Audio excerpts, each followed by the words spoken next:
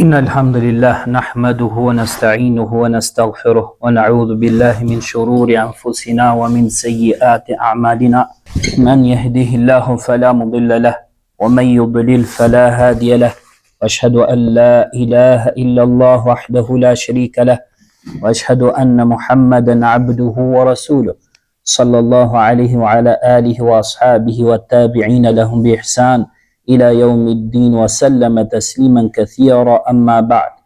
Të gjitha lavdërimet I takojnë Allahut subhanahu wa ta'ala. Të gjitha lavdërimet takojnë Allahut subhanahu wa ta'ala. Ato lavdërim, ndihmë dhe falje vetëm prej Tij kërkojmë. I kërkojmë mbrojtje Allahut nga keqja vetëve tona dhe punëve tona. Atë që udhëzon Allahu nuk ka kusht ta humbë, ndërsa atë që çoj në humbje Allahu nuk ka kusht ta udhëzoj. Dëshmoj se nuk ka të adhuruar tjetër më të drejtë përveç Allahut vetëm pa ortak, po ashtu dëshmoj se Muhamedi sallallahu alaihi wasallam është robi dhe I dërguari I Tij. Lëvdata shumt dhe shpëtimi I madh I Allahut qoftë mbi të, mbi familjen dhe shokët e tij, si dhe mbi të gjithë ata që I pasuan ata me përpikmëri deri ditën e Kiametit e në vijim.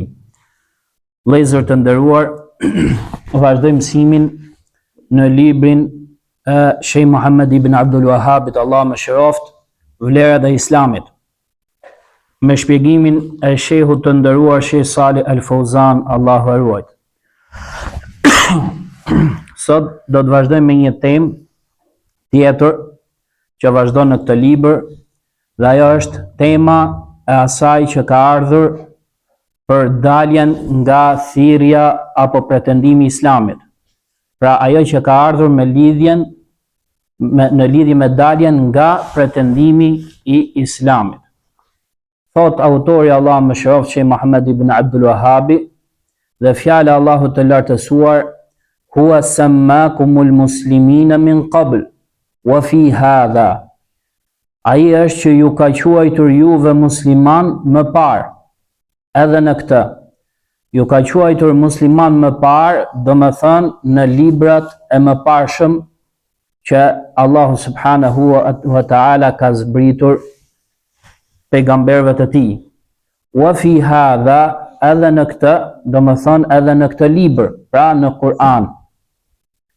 Thot Sheikh Salih Al Fauzan, Allahu e ruajt, duke komentuar dhe shpjeguar këtë ajet të cilin e ka përmendur autori Allah më shëroft, thot kjo temë trajton dhe shpjegon se ka disa njerëz të cilët I përkatësohen Islamit dhe I quajnë veten musliman.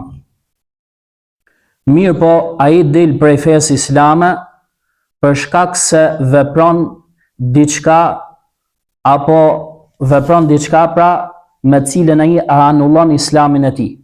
Bën një vepër apo thot një fjalë e cila e rrezon islamin e tij. Dhe kështu ai mendon që është musliman, ndërkohë që nuk është I tillë. Dhe shembull për këtë është ai I cili dëshmon la ilaha illallah Muhammedun Rasulullah, falet dhe agjeron.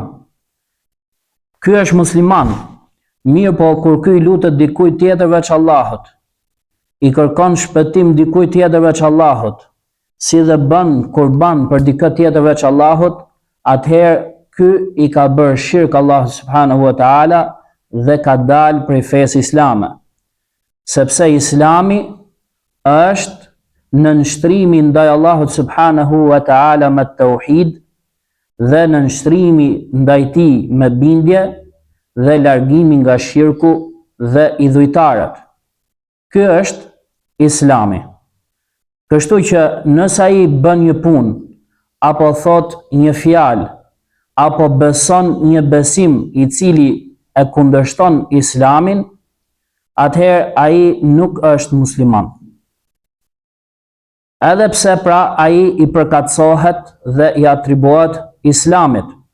Dhe kjo gjë ndodh shpesh dhe ndodh shumë sot. Kjo e obligon pra muslimanin që të bëj kujdes dhe të ruhet me qëllim që ai të mësoj se çfarë është Islami I saktë. Dhe e obligon atë që të mësoj se cilat janë ato gjëra që ja prishin dhe ja anullojnë islamin atij, me qëllim pra që të largohet dhe të ruhet prej tyre.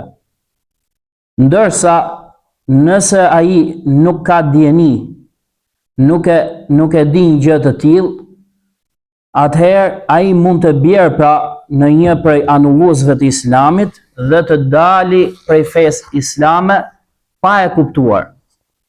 Thot Allahu subhanahu wa ta'ala: "Huwa ijtabakum wama ja'ala alaykum fi ad-din min haraj."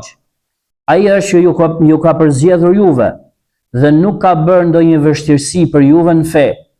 Millata abikum Ibrahim, feja e babait tuaj Ibrahimit. Huwa sammakumul muslimina min qablu wa fi hadha.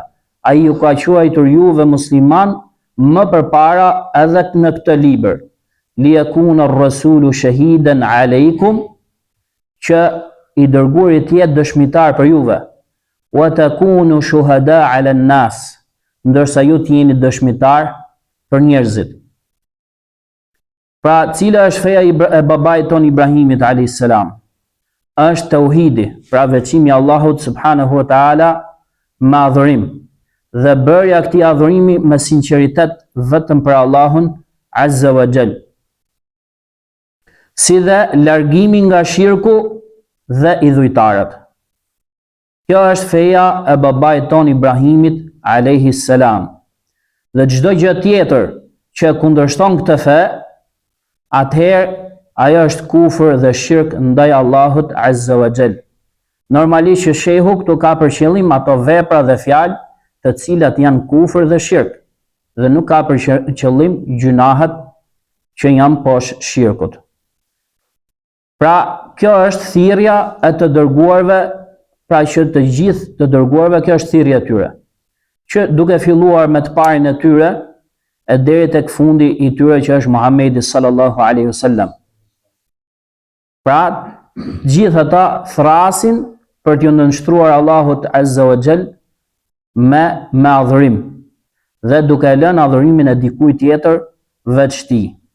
Prandaj Allahu subhanahu wa taala thot: "Walaqad ba'athna fi kulli ummatin rasula an i'budu Allaha wajtanibu at-taghut." Me të vërtetë ne kemi dërguar tek çdo popull të dërguar, që ato t'u thonë atyre adhuroni Allahun dhe largojuni tagutit.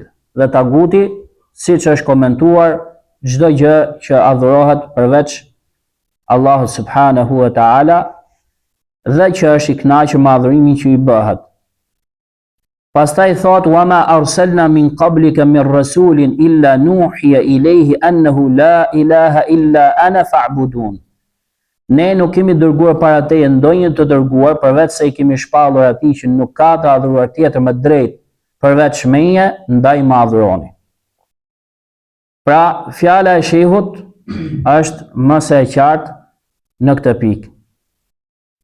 Thot Sheh Muhammed ibn Abdul Wahhab, Allah më shëroft, në këtë temë duke sjellur hadithin e pejgamberit sallallahu alaihi wasallam. Thot nga Harith al-Ash'ari radhiyallahu anhu, transmetohet se nga pejgamberi sallallahu alaihi wasallam ka thënë: "Amurukum bi khamsin Allahu amarani bihin." Ju urdhëroj juve me 5 gjëra, Allahu është ai që më ka urdhëruar mua me to. As-sam'u wat-ta'atu wal-jihadu wal-hijratu wal-jama'a. Thot dëgjimi dhe bindja, prandaj prisit. Gjihadi në rrugt të Allahut, hijreti dhe xhamati, pra që njeriu t'i përmbahet xhamatit muslimanëve. Fa innahu man khalafa al-jama'a qayda shibrin faqad khala'a ribqata al-islam min 'unuqihi illa an yarji'.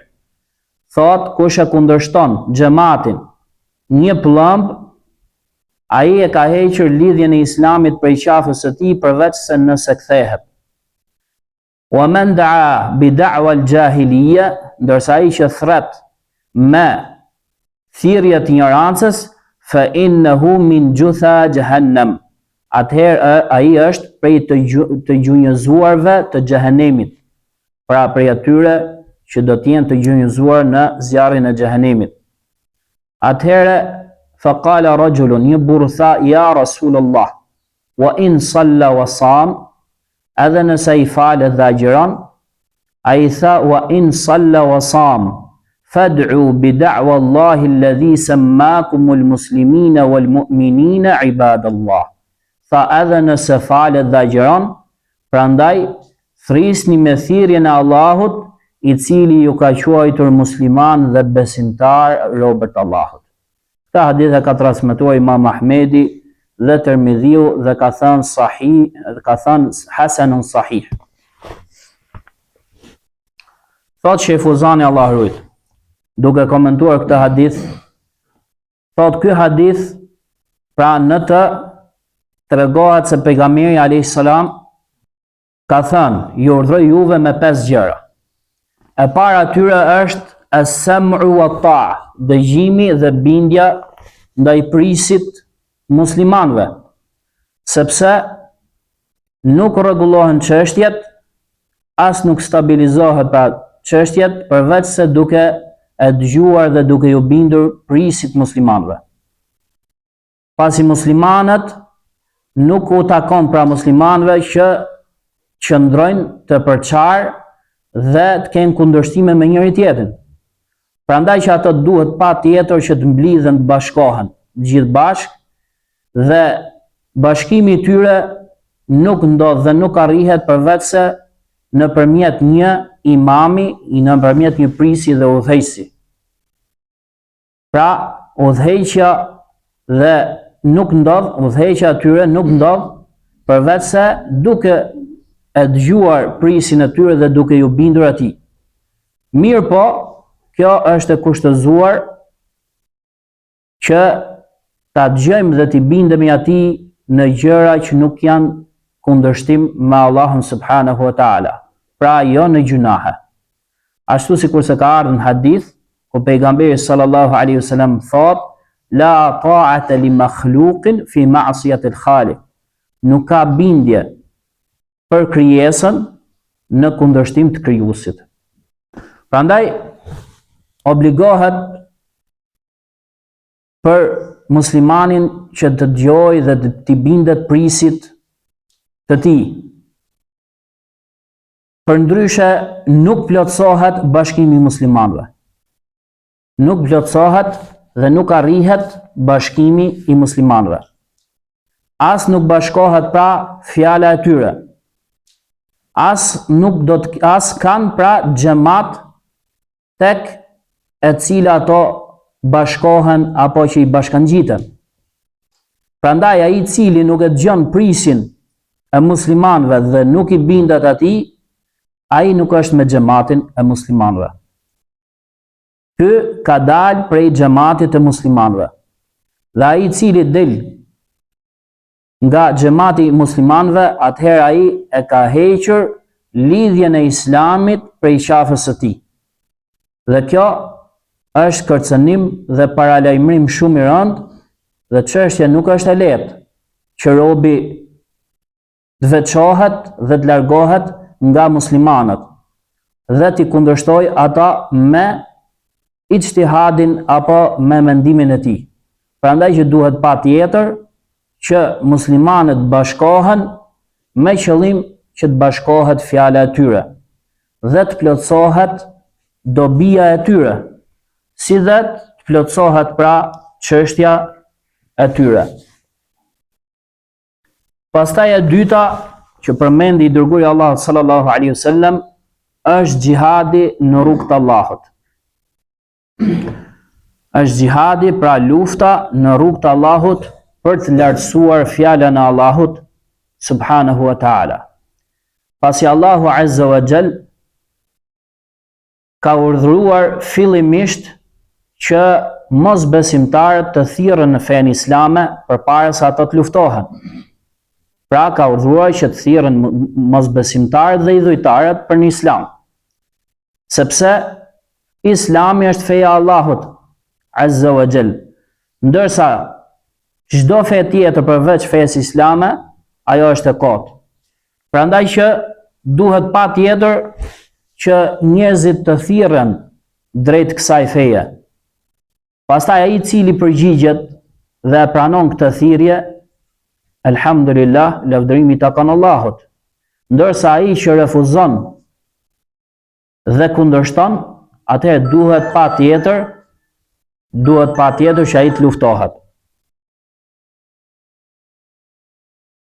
Pra kjo luftë që bëhet, thot Sheh Salih Al-Fuzan, Allah ruajt, është për të ngritur fjalën e Allahut dhe për ta lartësuar atë, si dhe për të fshirë dhe zhdukur shirkun nga toka.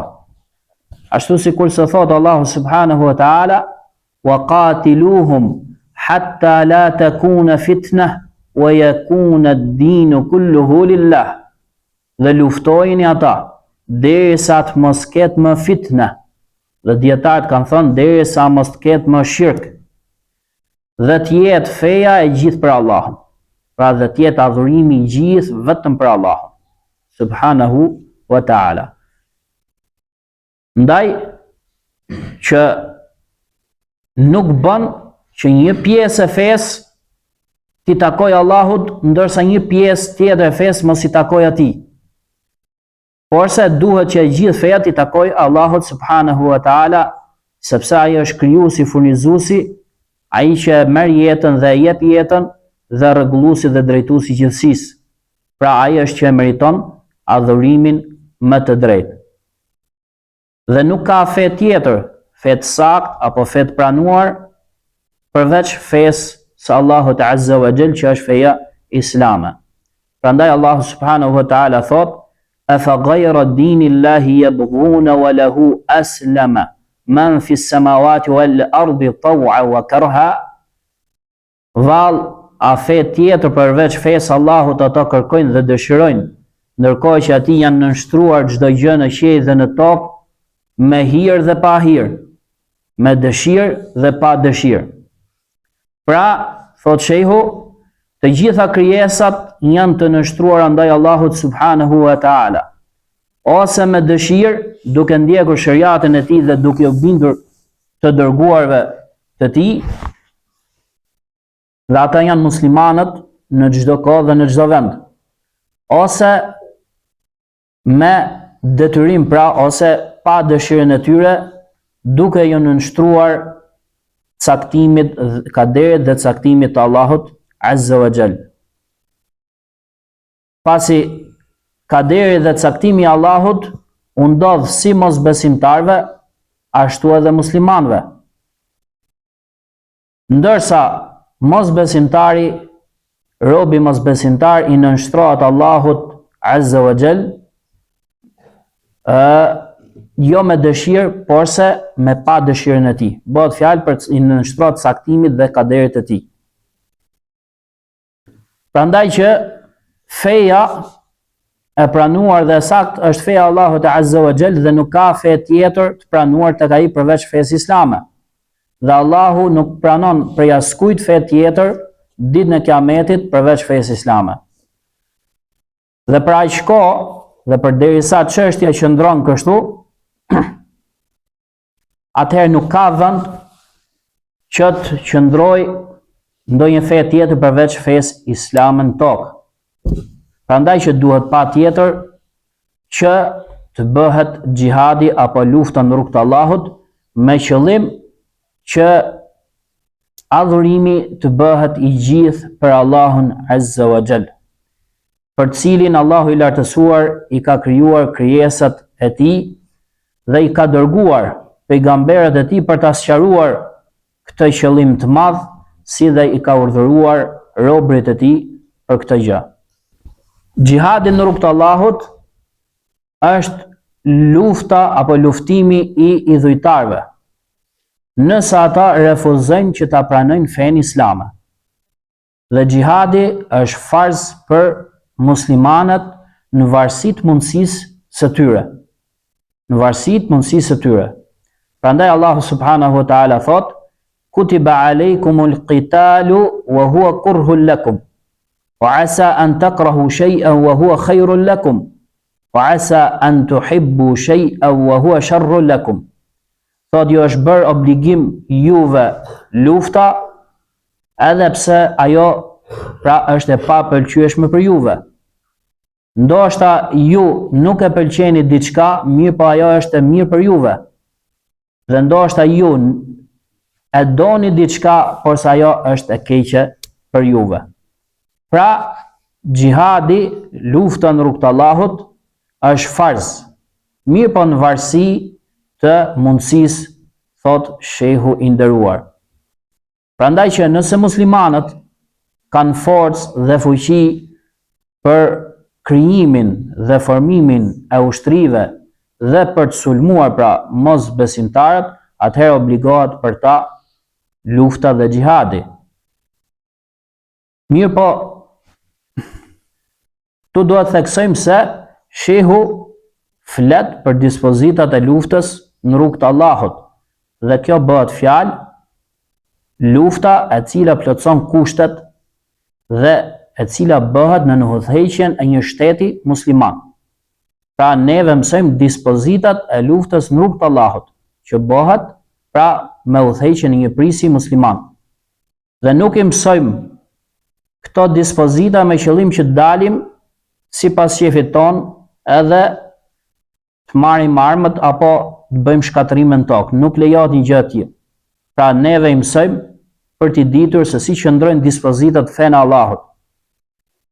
Sidomos edhe në këtë temë që duhet kuptuar mirë dhe jo të keq kuptohet, sepse shumë prej njerëzve sot i kanë keq kuptuar këto dispozita dhe kanë filluar të vrasin njerëzit kudo që i gjejnë, saqë ka dhe për atyre që kanë vrarë babën dhe nënën e tyre. Prandaj që duhet bëjmë kujdes në këto tema sepse janë tema delikate.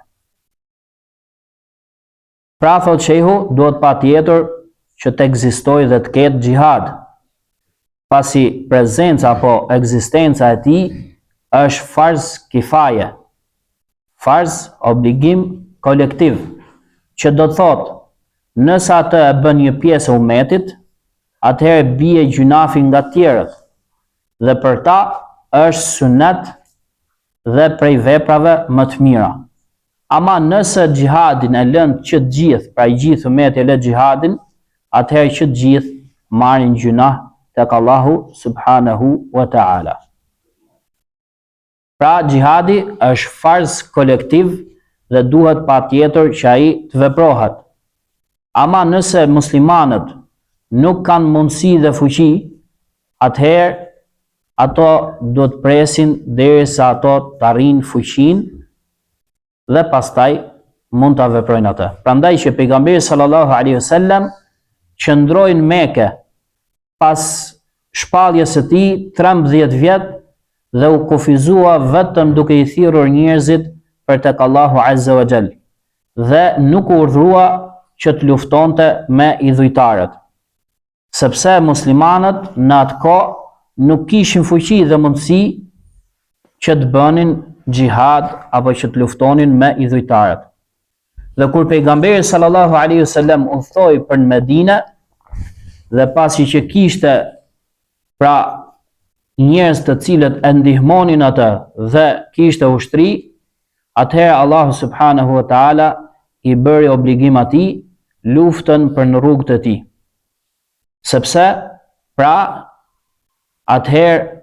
Sepse në këtë kohë pra pejgamberi sallallahu alaihi wasallam arriti që të kishte pra një ushtri të tij apo që të kishte forcë dhe kështu ju bë obligim xhihadi. Kjo është çështja e dytë, ndërsa çështja e tretë që përmend shehun që përmend pejgamberi sallallahu alaihi wasallam në hadith është hijreti.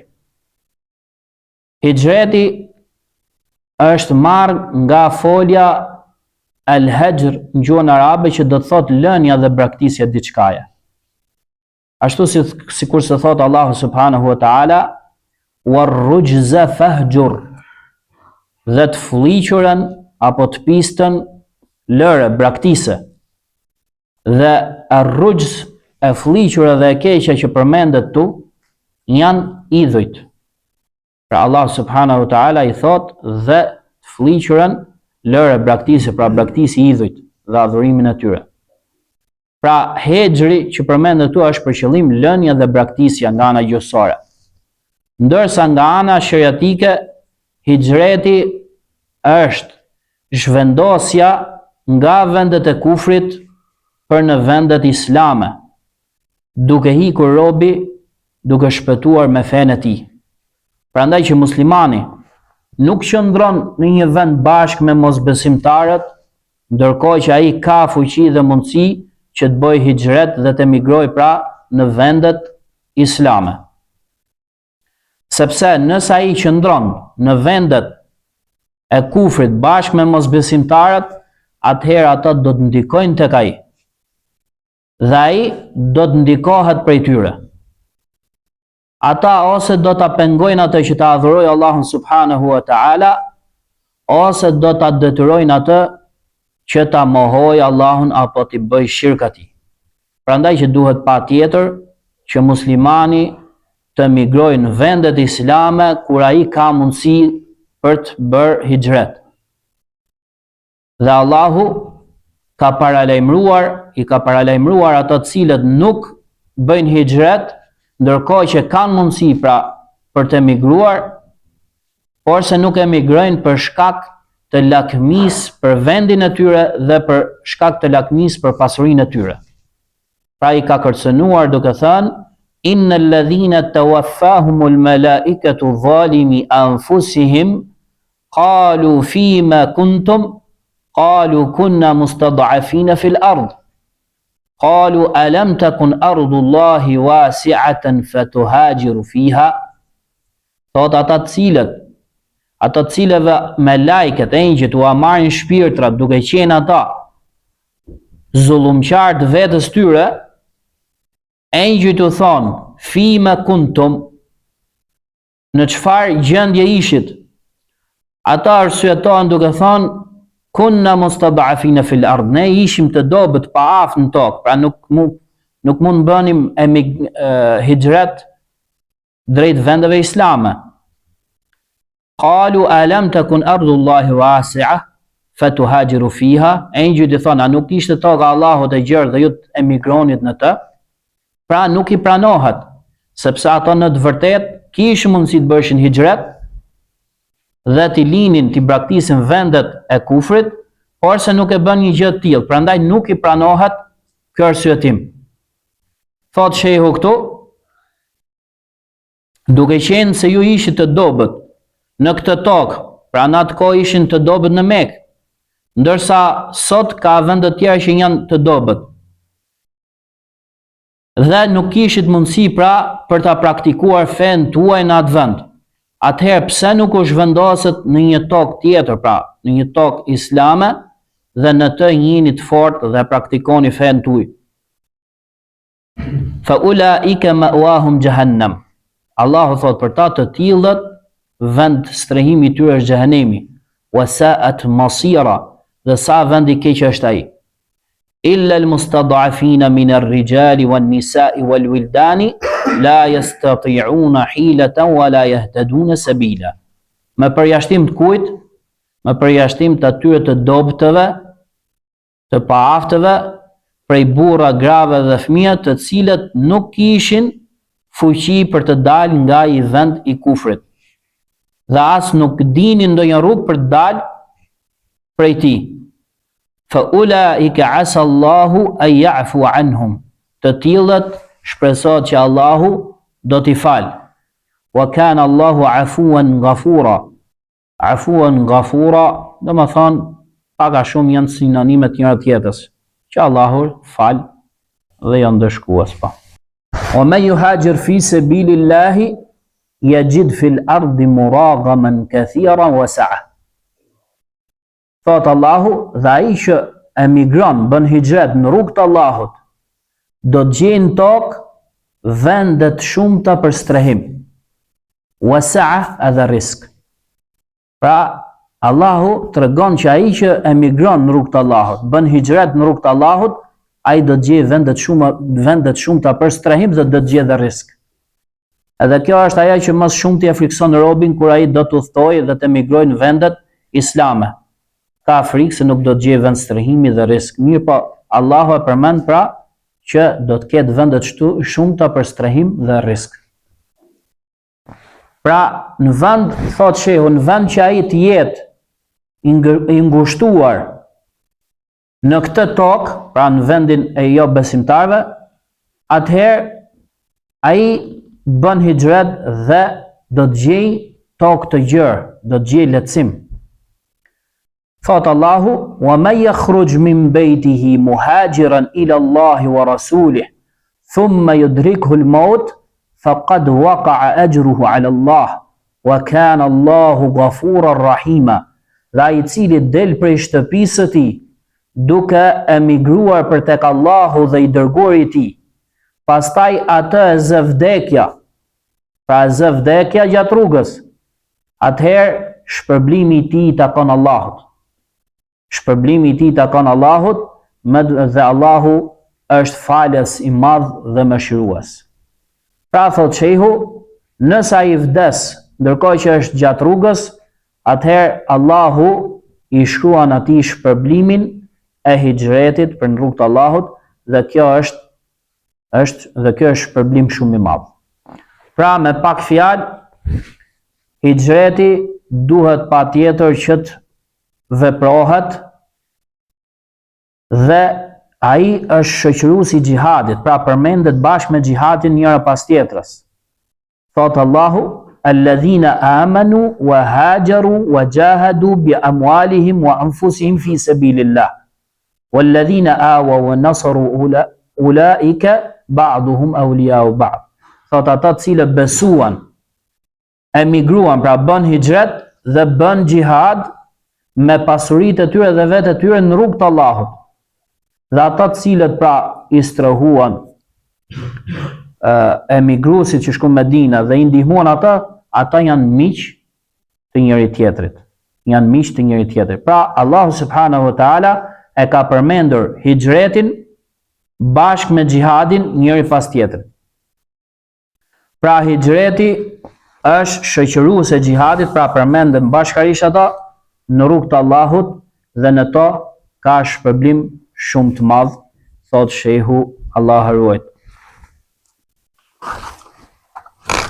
Përmendim dhe meselen çështjen e 4, që është xhamati. Pra nuk arrim do të përfundojmë hadithin, se ka shpjegim të gjatë, por se ta përmendim dhe këtë dhe mjaftohemi inshallah. Thot dhe çështja e 4 është xhamati. Dhe xhamati është që muslimani t'i përmbahet dhe të qëndroj me xhamatin e muslimanëve, me bashkësinë e muslimanëve, dhe të mos veçohet prej tyre. Sepse xhamati për muslimanin është mbrojtje. Dhe se fakti që ti je me xhamatin, në të ka forcë dhe mbrojtje për ty. Ndërsa që ti të veçohesh dhe të ndahesh prej xhamatit, atëherë kjo përbën rrezik për ty dhe për fen tënde. Përbën rrezik për ty dhe për fen tënde. Prandaj qëndro me xhamatin e muslimanëve dhe me imamin, pra prisin e muslimanëve, dhe mos u veço prej tyre. Ndërsa ai i cili del nga xhamati dhe del nga xhimi dhe bindja ndaj prisit, atëherë ky e ka hequr lidhjen e islamit prej qafës së tij, ashtu sikurse e përmendëm në hadith. Ndërsa në një hadith tjetër thot, man faraqa al-jama'ata shibran famata famitatun jahiliya. Ai i cili ndahet nga xhamati, largohet nga xhamati një pëllëmb dhe vdes, atëherë vdekja e tij është vdekje e ignorancës. Prandaj që obligohet për muslimanin që të jetë me muslimanët, me xhamatin e tyre dhe mos të veçohet, mos ndahet prej tyre. Pra të jetë me ta me trupin e tij, të jetë me ta me mendimet, fjalën dhe veprat e tij. Ama nëse ai është thjesht me trupin e tij me ta, mirë po i kundërshton ata me mendimet, fjalët dhe veprat e tij, atëherë kjo gjë nuk lejohet. Prandaj, ajo akoma që është më rëndë se kjo, thot shehu, është ngritja e armëve kundër muslimanëve. Ngritja e armëve kundër muslimanëve. Nëse ai ngre armët kundër muslimanëve, atëherë ai e ka shkelur dhe ka thyer besën dhe ka dalë prej xhamatit muslimanëve. Domethënë, ai është bërë prej xhawarixhëve, sepse xhawarixhët janë ata që dalin kundra prisit dhe kundër muslimanëve dhe bëjnë gjakderdhje në mesin e tyre. Prandaj obligohet, thot shehu, që xhawarixhët luftohen ose të këshillohen, të merren për dorë dhe të bëhet e qartë e vërteta. Ndërsa ai i cili ka mendimin e xhawarixhëve apo mendon se xhawarixhët janë në rrugë të drejtë, mirë po nuk i ngre armët kundër muslimanëve, atëherë ky nuk cënohet, nuk luftohet, thot shehut, mirë po konsiderohet prej xhawarixhëve. Normalisht, nëse ka ndonjë që nuk lufton me armë kundër muslimanëve, por se i nxit njerëzit kundër prisit muslimanëve me ligjëratat, mësimet dhe me gjuhën e tij, atëherë prisi muslimanëve merr masa ndëshkuese ndaj tij. Masa të cilat i shikon si të arsyeshme prisi atij vendi. فإنه من فارق الجماعة قيد الشبر فقد خلع ربقة الإسلام من عنقه إلا أن يرجع. Thot ai që ndahet nga xhamati një plumb, atëherë ka hequr lidhjen e Islamit prej qafës së tij, përveç se nëse kthehet. Pra thot shehu, përveç se nëse pendohet tek Allahu Azza wa Jall. Dhe kjo është dhënje mundësie për atë që është mashtruar me veten e tij, apo që është mashtruar me thirrsat e humbjes, që dali pra kundra prisit dhe xhamatit, është mundësi për të që ai të kthehet dhe të pendohet tek Allahu subhanahu wa taala. Prandaj thot, përveç se nëse kthehet, Allahu Azza wa Jall i ka dhënë atij mundësinë që të pendohet dhe të kthehet, pra edhe pasi që ai bie në një gabim të tillë. Dhe ai që pendohet, Allahu subhanahu wa taala e pranon pendimin e tij. Ka mbetur edhe një pjesë e vogël e hadithit, por duke qenë se shpjegimi i shehut është pak i gjatë, mjaftohemi me kaq. Wa sallallahu ala nabiyina Muhammad wa ala alihi wa sahbihi wa sallam. Allah shpërbleft dhe nderoft për ndëgjimin.